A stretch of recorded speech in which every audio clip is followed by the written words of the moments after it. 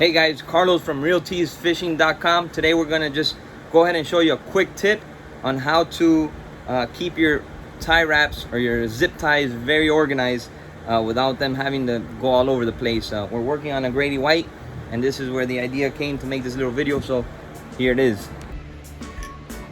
All right guys, here's a pack of the zip ties.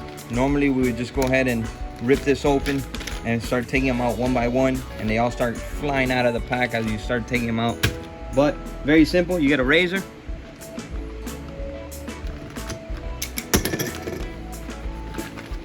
make that little line just like that.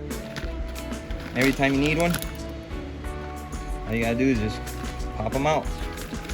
They ain't going anywhere.